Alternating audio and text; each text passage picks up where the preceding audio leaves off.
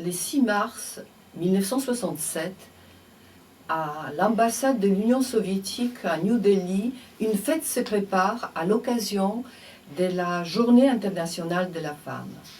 Logée dans la chambre d'hôtel appartenant à l'ambassade soviétique, Svetlana Alliluyevna échafaude un plan. Elle a 40 ans. C'est maintenant ou jamais. La seule chance pour rompre avec le passé. Pour ne pas éveiller les soupçons, elle accepte les déjeuners chez l'ambassadeur soviétique. Sur la table, chair abondante et grasse, ragoût de mouton, hareng baignant dans l'huile, bouteille de cognac. Elle ne touche à rien. Prenez un peu de hareng. Merci, je suis devenue végétarienne. L'ambassadeur se tord de rire. Quand il voit qu'elle ne boit pas d'alcool, il la regarde avec compassion. Vous êtes content de votre voyage? Vous voyez, on a fait des concessions, vous êtes resté plus longtemps que prévu, vous n'avez pas à vous plaindre. Svetlana ne pense qu'à une chose, récupérer son passeport qui lui a été confisqué. Ses mains tremblent quand elle met son document dans son sac. Je vais rentrer. J'ai encore tous les cadeaux à emballer et ma valise n'est pas prête.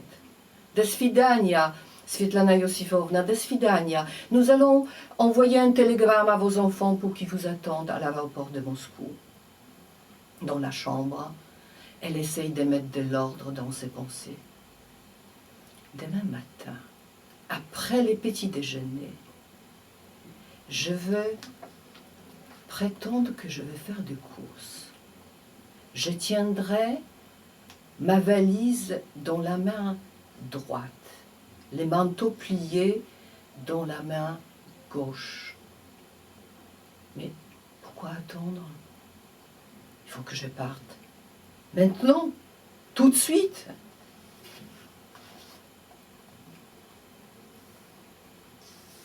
Elle prend un petit sac, une voix intérieure lui dit « N'attends pas ». Elle fourre dans son sac ses crèmes, sa brosse à dents, le linge de rechange et par-dessus son manuscrit, son talisman, son arme, son avenir. Oui, la valise doit rester sur le lit avec tous les cadeaux dessus. Juste un petit sac. Le cœur de Svetlana bat très fort. Les jambes ne la portent plus. Elle a peur comme un animal aux aguets. Elle a peur, c'est une peur de tout perdre. À une fraction de seconde, elle hésite. Il est encore temps de rebrousser les chemins. Non, elle ne va pas renoncer. Pas maintenant, quand le but est si près. L'espoir l'emporte sur toutes les peurs. Elle pousse la porte de l'ambassade des États-Unis. Une seule pensée en tête. Sa fille, oh Katia, pardonne-moi. Je voudrais parler à un responsable de l'ambassade. Mais il n'y a personne à cette heure-ci, il est 6 heures du soir. Revenez demain.